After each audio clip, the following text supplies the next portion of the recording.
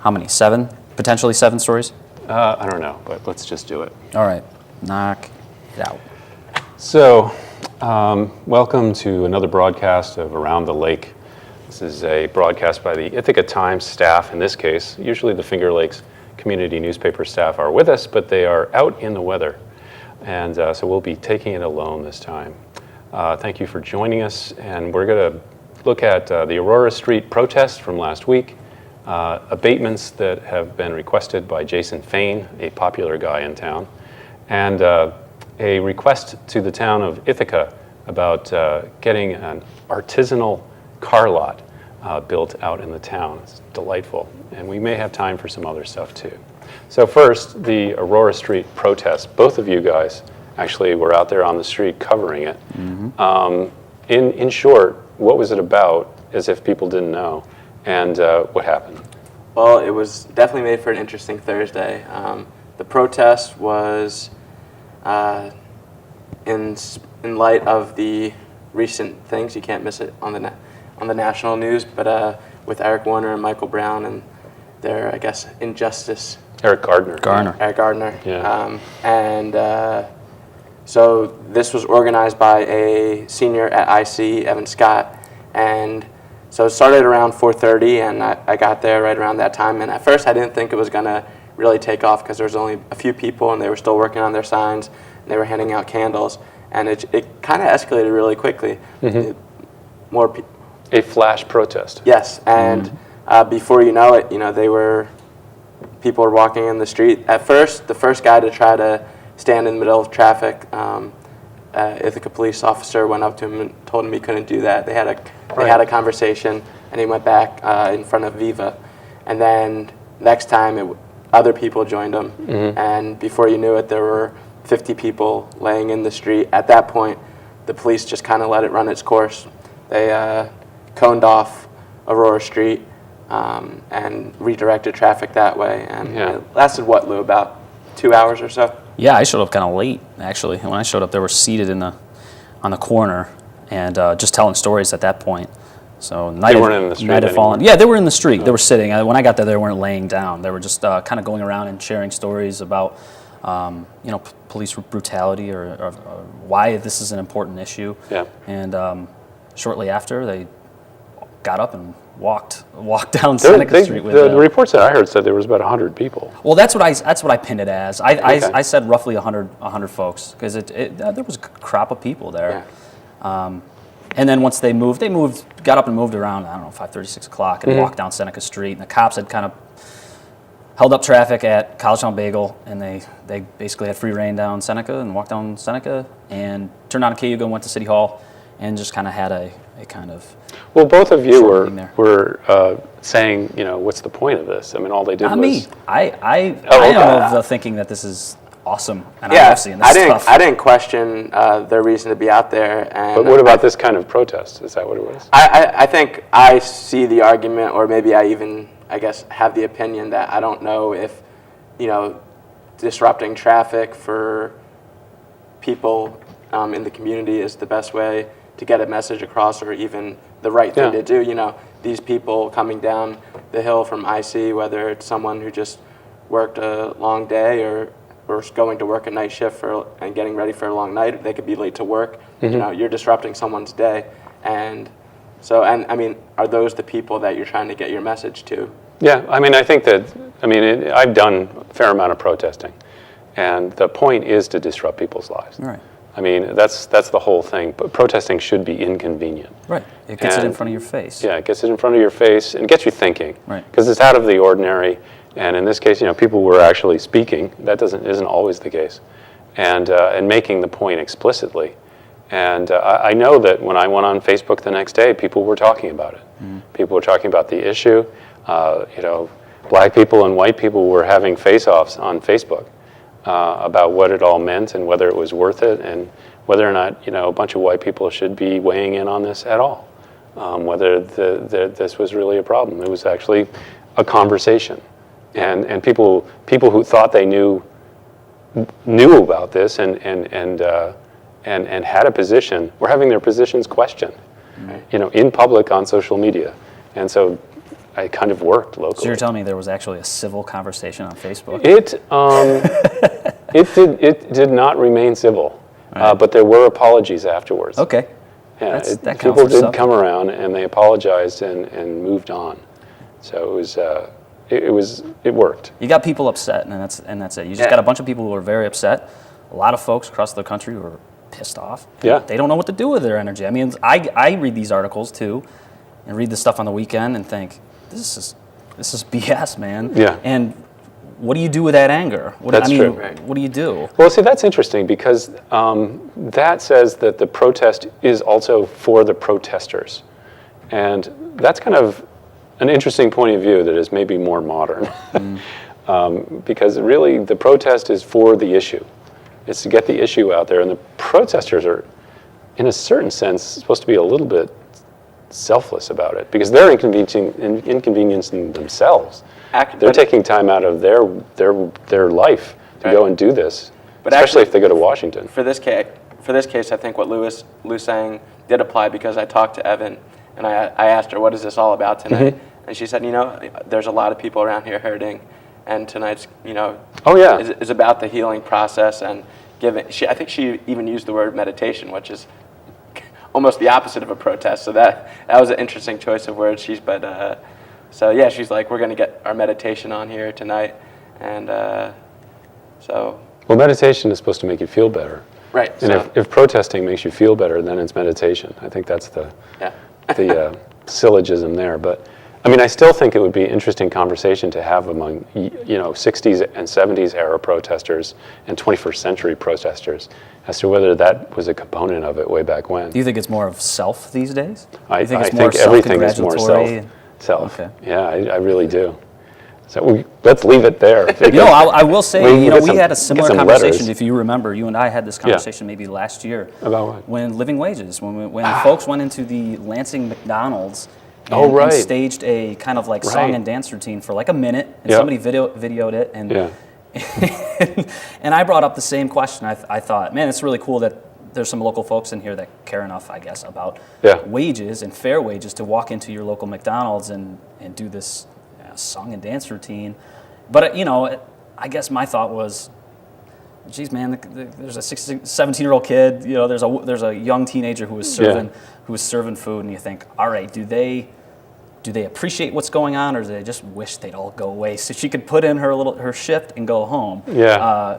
Granted, I understand that the protesters were there for a more general focus on wages for not just teenagers, but of course for adults too, that are trying to make a living. Yeah. And I believe your reaction was the same. It's like, well, have you ever protested? Have you ever been a protester? Yeah. Well, we should. Yeah, we'll come back to living wages.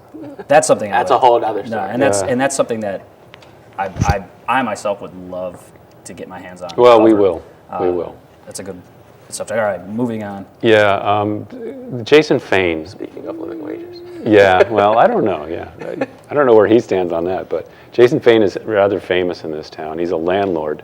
He owns a lot of real estate, like tens of millions of dollars actually of real estate in College Town and downtown and elsewhere.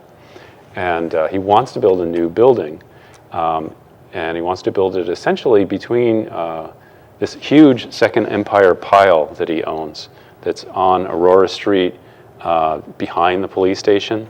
The police station is on Clinton. Right. And so between that big pile and its parking lot and the police station is a pretty steep slope. And just sort of it's grown up with Norway maples and things like that. And he owns it, and he's going to build a building there. But it's expensive because of the slope, and because it's downtown, and because building is expensive. So he wants tax abatements. He wants relief from real property taxes and from mortgage taxes. There's usually a package. And this is in the downtown, business improvement district, the BID as they call it. And there is, a standard package for this. But this is making news because no one likes Jason Fain. Right. I shouldn't say that, actually. I did run into somebody who did not dislike him, who had a perfectly fine experience with him as a landlord. Actually, count me as a second person. Anytime I've reached out for an interview or had a question for him, he's been very good getting back to me. He himself? Yeah. So Okay. Does he just have a bad reputation just because of his He has a history bad with the city, or? He has a bad reputation because his properties are sometimes run down. They're often empty. A lot of the empty storefronts that you see on Cayuga and the Commons are his properties that are just... Does he own the temple? Yes, and he owns the Masonic Temple at Cayuga and Seneca, and that has been falling down. Yeah, it's getting some work right now. Does anybody... Yeah, well, it's a historic landmark, and so he kind of has to keep it from falling down. He would like to tear it down. Somebody tried to buy it from him for $1 million, and he wouldn't take it. But to answer your question, Lou, his reputation does come with some grounds, to just not from nothing, to give people an idea of the kind of guy he is in public. In regards to this project, you saw him in action. The one meeting I covered, someone was asking him, well, if you're going to build this apartment complex, why not make it affordable housing? And he said, it will be affordable, obviously, because someone is going to live there, so somebody can afford it. And that's just kind of, he always has like a smart answer for people. A shrewd businessman. Yeah, and he... well, apparently, yeah. And Okay. When someone gives him a hard time, he kind of talks to him in a certain way that just makes him a little bit more agitated. Is this proposal a hotel, or is this housing? No, it's a residential building, and that's one of the objections to it as well. Why? Because people said, well, one person at this hearing I went to at the County. At the county, yeah, in the Scott Lehman conference room. The person objected because it's really, we're supposed to be building a diverse downtown. And we're supposed to be emphasizing mixed-use buildings with, like, retail on the bottom and residence and business upstairs, like the Herald Square building, for example. And this is just another student building. It's going to probably be full of students. I see. And I don't know, whomever, Yeah. but that's what's predicted. And it's definitely just a residential structure. And so people are objecting to that. They're objecting to the fact that it's on a really steep slope, and that's regarded as a sort of a delicate area ecologically. Sounds like a very delicate area. Yeah, and it's the same rocks that you see in the Cascadilla Gorge, where you can get up close and personal to them there, and you can see that they're a little crumbly. But it's been built on before, and so it's not like... I mean, it's already been through the environmental review and it's been approved, so I guess... So, yeah, in any case, by the time this broadcast airs, the IDA will have voted one way or the other. To approve it? To approve it or not approve it, yeah. That's supposed to happen tomorrow at 4 p.m. And tomorrow being Thursday. And you said you already have December a pretty good guess of how that vote's going to go? Or? I have to say that the hearing that I went to last week was like, when it was just ordinary Ithacans, they were against it. But everybody who came forward who was either a government official or a downtown person, Gary or Mr. Cannon, the Tompkins commercial lender who's also on the Downtown Ithaca board, they were all for it, and they were all being sort of objective and dispassionate and saying, you got to forget that Jason Fain isn't the nicest guy in the world. This is a bona fide proposition. Joanne Cornish came forward, the director of planning for the city, and said, not only has he followed all the rules, but he's changed it. And when we've made requests to make it greener, he said, okay. Right. And so there's going to be like a whole acre of land along the creek that is going to be replanted in natural native species, and right now it's just this collection of Norway spruce. And I think it's a pretty big decision, if I recall correctly, because he has said, without the tax abatement, he's not going to do the project. Yeah, he said that, yeah. But he's going to get it anyway because you mentioned it's a downtown. I think he's going to get it because he hasn't broken any rules. I mean, he's doing, it's zoned for this. It's in the downtown business area. It is going to make the area more densely Is this part settled. of the course now with development? Anywhere it's like, yeah, I'll come to your town, but give me a nice fat. That is interesting. That's what Brian Eden said. He was making, he's like, we hang a sign on the city hall that says free money, right? And people just come and they won't do anything unless they get something for free, and it's a point. And the whole point of it is it is more expensive to build downtown. So that's why they do it that way. Otherwise, people would build where it's cheaper. So you give somebody a break so that they'll be able to afford to build downtown.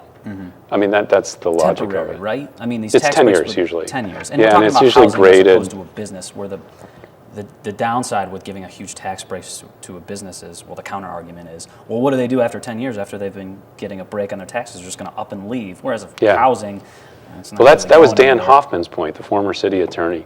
He was saying, the IDA is supposed to be about, giving tax abatements for manufacturing because it creates jobs. Right. This is not really creating jobs. But it should. I think why Gary supports it is, in theory, it'll bring more shoppers downtown. Gary Yeah. Ferguson, Ferguson. Downtown Yep. Ithaca Alliance. Yeah. So, Yeah, so it's probably going to go Mr. Fain's way. People are not going to like it. And the sad thing is like it won't change his behavior at all, probably. Right. And that's the thing. It's like people would like if you do somebody a favor, they'll just be like, oh, thanks. But that's probably not going to happen here. So, More of a told you so from Fame. so on to another business story. Mike, you were covering this request by the McGuire car dealerships, plural, to build a new dealership out on near 7 Mile Drive. Right, where the roadway Inn and Suites is down Route 13, and it's a very loose and sketch proposal. But what it would be 3 new dealerships. I think it'd be Fiat. I forget. Well, it doesn't really matter because what he's calling them Cars. is artisanal dealerships. Right, and What does he mean by that? So it's going to be He being Phil McGuire. It's going to be 3 different dealerships, and then around that would be kind of like a campus park. So where he said you can take a hike. I don't know how many people are hiking at car dealerships, but the idea would be there'd be a trail connecting that to Ithaca Beer, and then the other trail would take you to a new park. because that's what I want to look at That's when a I go for a hike. I want to check out Fiat. Let's go have a drink and then take a car for a drive. Right, and that was one of the talking points that I think. Jeez, Props to the no. guy for being ambitious and being like, hell, I That's want to true. put in a huge new dealership, but to label it as artisanal, this sounds. I think Rich DiPaolo was like, Yeah, we're going to have he wouldn't people like that. taking test drives and then grabbing a beer and driving it back. Yeah. But All right, well, But it it doesn't said say- at standstill, right? yes, it doesn't. So that area, which I think they call the Inlet Valley Gateway, Right. and that's under the new Cute name, huh? under the new recently approved comprehensive plan for the town, is meant to be for smaller retail. This would not qualify Even as an such. artisanal one. Yeah. And so for them to go forward with such a proposal, they would need to go back in the comprehensive plan and amend something. This is a comprehensive plan that took them, I think, 8 years to write. So Right. the supervisor, Herb Engman, wasn't too excited about that idea of going back Right. to amend. So they tabled it. They tabled it, but I think as Phil McGuire, who's the president of McGuire Family, he said they were kind of under a strict timeline to where this would make sense for them, because they're bursting at the seam. They want to expand, and they want to do it sooner rather than later. So part of the reason this got tabled was they told the town, we need this rezoned instead of a planned development zone, because a PDZ would have taken too much time. They just wanted a quick and easy rezoning, or else we can't go forward with this. And the town basically said, we can't rezone this for you, so Yeah. this might not That's work called out. spot zoning. so if they did get this approval, would they move from their current location by Wegmans, right? That's where they're That one, Oh, there's many. that I know, one would, but their their main buildings- one outside of Wegmans would stay. I think they would move the one in Lansing Okay. up near Chirpammer. Chevry. Yeah, Chevry. That one would get relocated. Okay. And the Subaru one with the Kia and the Volvo and everything, they want to split that up. That's the bursting at the seams Yeah. one, and part of that was going to go out there. Boy, that one's a McGuire one too? Yeah. The one by, Oh, virtually all of them By are. the entrance to the Walmart, and there's two big dealerships. Right Yeah, there there's on one 13. by the entrance to Walmart too. That's theirs as well. is theirs. That's Wow, good Hyundai for them. and Honda and Yeah, right. something else. Okay, but isn't that natural area back there? I mean, I don't know that land very It's farmland. well. It's but there's down by where they're proposing. there's some agriculture aspects. Yeah, there's Isn't that like farmland. part of an inlet or something? I feel like there's some sort of like The wetlands or inlet is something near right there. Okay, either way, Yeah. that's something yeah. we'll be looking at. Yeah, it's on the other side of the highway. It crosses under right at 13A. Goes. And then the other interesting component of this was that they were buying the land from Roadway Inn and Suites and Economy Lodge, or whatever that other one was. Roadway. Yeah. And they want to get out of here because all these hotels are coming in, which we've talked about on previous episodes. And so the owners of these hotels and motels have come to these meetings like hoping that this happens, but yeah.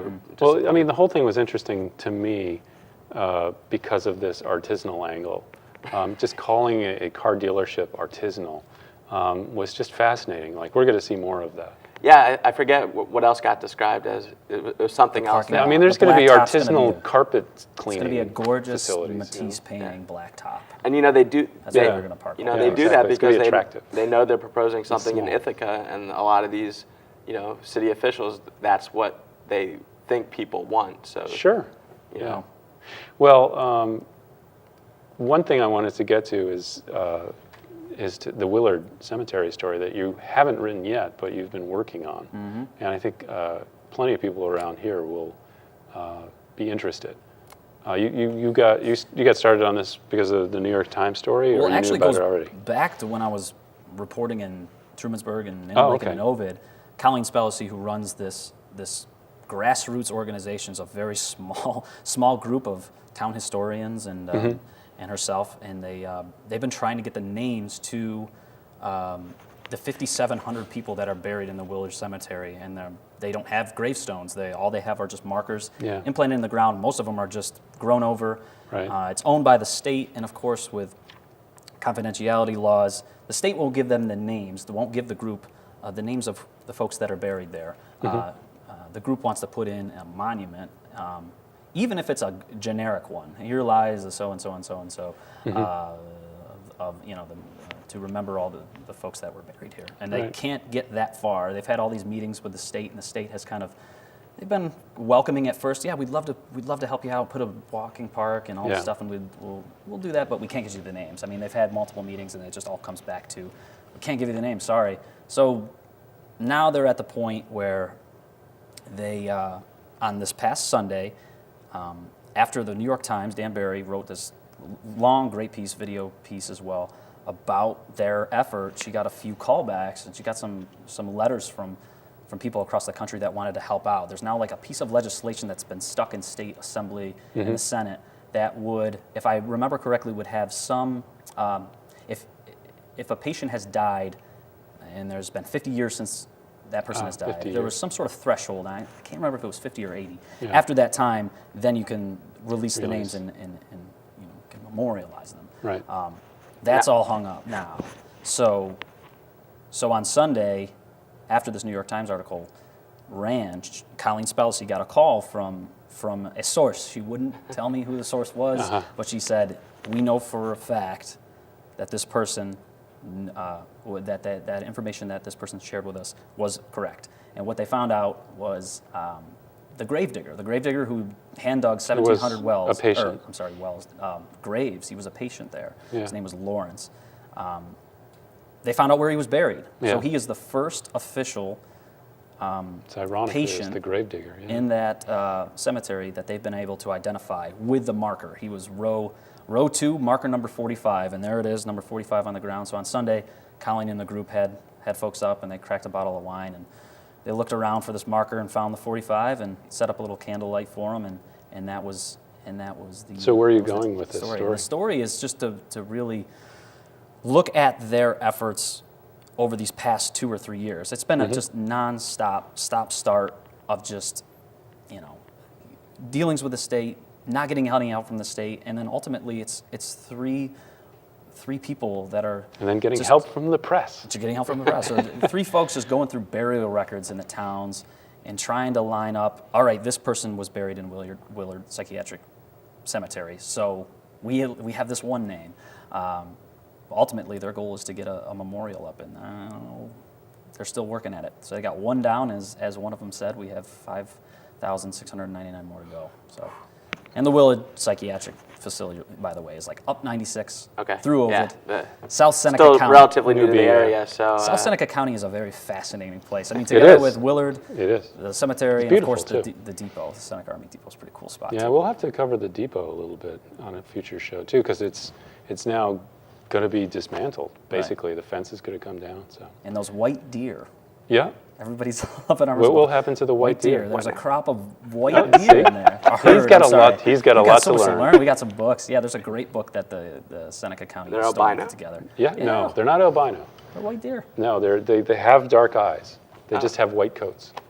Yeah, it's a dominant. Are their recession. tails brown? No, the whole thing is white. Their noses Yeah, are everything's red. white. Yeah. Their noses are red. Well, we will cover that story and others on future broadcasts of Around the Lake. We want to thank Joe Scaglione Yes. for the opening montage that, Yes. that begins this show. It's very cool. Photography 4D, yeah. right? Photography 4D. That's right. Thanks, and Joe. it's a beautiful montage. Maybe we can get a winter version or something like that.